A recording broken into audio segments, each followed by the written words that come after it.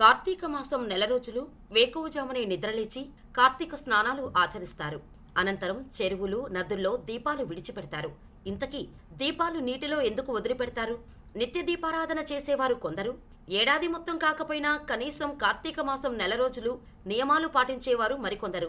కార్తీక పురాణం ప్రకారం కార్తీక మాసంలో పిప్పలుడు అనే మహారాజు దీపదానం చేయటం వలన సంతానాన్ని పొందాడని, వారి కుమారుడైన శత్రుజిత్తు ఈ నెల రోజులు శివాలయంలో దీపారాధన చేసి కైలాసాన్ని చేరుకున్నాడని చెబుతారు. ఇంట్లో, ఆలయంలో దీపాలు కన్నా కార్తీకంలో చెరువులు, నదుల్లో దీపాలు వదులుతుంటారు. సూర్యోదయమయ్యే సమయానికి నదీ తీరం దీపకాంతులతో వెలిగిపోతుంటుంది. ఇంతకీ చెరువులు, నదుల్లో దీపాలు ఎందుకు విడిచిపెడతారు? దాని వెనుకున్న ఆంతర్యమేంటి? ఆకాశం, నీరు, అగ్ని, గాలి, భూమి పంచభూతాలు సకల ప్రాణికోటికి జీవనాధారాలు. శివ పంచాక్షరీ మంత్రమైన నమఃశివాయ అనే పంచబీజాక్షరాల నుంచి పంచభూతాలు, వాటి నుంచి సమస్త జగత్తు పుట్టిందని శాస్త్రవచనం. శివ అనే శబ్దానికి శుభం, క్షేమం, శ్రేయం, మంగళం అని అర్థాలున్నాయి. ఈ జగత్తంతా శివమయమే అయినప్పుడు అంతా శివోహమే కదా. పంచభూతాలను కూడా తనలో లయం చేసుకొని పరమశివుడు స్వయంగా కొలువైన క్షేత్రాలు పంచభూత క్షేత్రాలు. అంటే శివం పంచభూతాత్మకం అని తెలిసినప్పుడే దీపాలు నీటిలో ఎందుకు విడిచిపెట్టాలనేది అర్థమవుతుంది. ఆత్మను జ్యోతి స్వరూపంగా భావిస్తారు. మరణానంతరం మనలో ఉండే ఆత్మజ్యోతి స్వరూపంగా మారి భగవంతుడిని చేరుతుందని చెబుతారు. పంచభూతాల్లో ఒకటైన అగ్ని అనే జ్యోతి స్వరూపాన్ని పంచభూతాల్లో మరొకటైన నీటిలో వదులుతున్నారు. అంటే ఆత్మని పంచభూతాత్మకమైన పరమేశ్వరుడికి అంకితం చేయడమే దీని వెనకున్న ఆంతర్యం. అది కూడా పరమేశ్వరుడికి అత్యంత ప్రీతిపాత్రమైన కార్తీక మాసంలో దీపాలు వెలిగించి నదుల్లో, చెరువుల్లో వదిలితే పూర్వజన్మలో చేసిన పాపాలతో పాటు ఈ జన్మలో చేసిన పాపాలు నశించి పరమేశ్వరుడి సన్నిధికి చేరుతామంటారు. అందుకే బ్రహ్మ ముహూర్తంలో స్నానమాచరించి త్రికరణ శుద్ధిగా కార్తీక దీపాలు నీటిలో విడిచిపెడతారు. అన్ని మాసాల్లో చేసే ఆధ్యాత్మిక కార్యక్రమాల కన్నా కార్తీక మాసంలో చేసే ఉపవాసం, స్నానం, దానం ఎన్నో రెట్ల ఫలాన్ని ఇస్తాయంటారు పండితులు.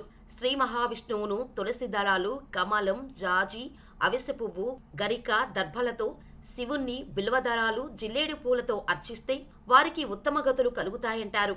ఈ నెల రోజులు నిత్యం సూర్యోదయానికి ముందే స్నానమాచరించి ఆలయానికి వెళ్లి దీపారాధన చేస్తే అత్యంత పుణ్యఫలం. కార్తీక మాసం నెల రోజులు ప్రత్యేకమే అయినా సోమవారాలు మరింత విశేషమైనవి. నెల రోజులు నియమాలు పాటించినా లేకున్నా కార్తీక సోమవారాల్లో కొన్ని ప్రత్యేక విధులు ఆచరిస్తారు. అయితే అందరూ కార్తీక సోమవారం చేస్తున్నాం అంటారు. అంటే ఏంటి? ఉపవాసమా? పూజ? నక్తమా? అసలు కార్తీక సోమవారం వ్రత విధిలో 6 రకాలున్నాయని మీకు తెలుసా? కార్తీకంలో వచ్చే ఏ సోమవారమైనా సరే స్నాన జపాదులను ఆచరించిన వారు 1000 అశ్వమేధ యాగాలు చేసిన ఫలితాన్ని పొందుతారని శాస్త్రవచనం.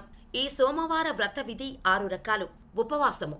శక్తిగలవారు కార్తీక సోమవారం రోజు పగలంతా అభోజనంతో గడిపి సూర్యాస్తమయం కాగానే శివుడిని అభిషేకించి పూజించి నక్షత్ర దర్శనం అనంతరం తులసీ తీర్థం మాత్రమే సేవిస్తారు. ఏకభక్తమ. రోజంతా కఠిన ఉపవాసం చేయలేని వారు ఉదయం స్నాన దాన జపాలను యథావిధిగా చేసుకొని మధ్యాహ్నం భోజనం చేసి రాత్రి భోజనానికి బదులు తులసీ తీర్థము మాత్రమే తీసుకుంటారు. నక్తము. పగలంతా ఉపవాసముండి రాత్రి నక్షత్ర దర్శనం తర్వాత భోజనం కాని ఉపాహారం కాని స్వీకరిస్తారు. అయాచితము. రోజంతా ఉపవాసము ఉండి తమ భోజనాన్ని తాము వండుకోకుండా ఎవరైనా పిలిచి పెడితే మాత్రమే భోజనం చేయటాన్ని ఆయాచితము అంటారు. స్నానం. ఉపవాసాలు, నక్తం, ఏకభుక్తం, అయాచితం ఇవి ఏవీ చేయలేని వారు సమంత్రక స్నాన జపాదులు చేస్తారు. తిలదానము. మంత్ర జపవిధులు కూడా తెలియని వాళ్ళు కార్తీక సోమవారం రోజు నువ్వులు దానం చేసినా మంచిదని సూచిస్తున్నారు. ఈ 6 పద్ధతులలో దేవిని ఆచరించినా కార్తీక సోమవార వ్రతం చేసినట్టే అవుతుంది. ఈ వ్రతాచరణము వలన విష్ణు సాయుధ్యం పొందుతారని కార్తీక పురాణంలో ఉంది. ముఖ్యంగా కార్తీక మాసంలో వచ్చే ప్రతి సోమవారం పగలు ఉపవసించి రాత్రి నక్షత్ర దర్శనానంతరం మాత్రమే భోజనం చేసి రోజంతా భగవద్ధ్యానంలో గడిపేవాళ్లు తప్పనిసరిగా శివ సాయుధ్యాన్ని పొందుతారు.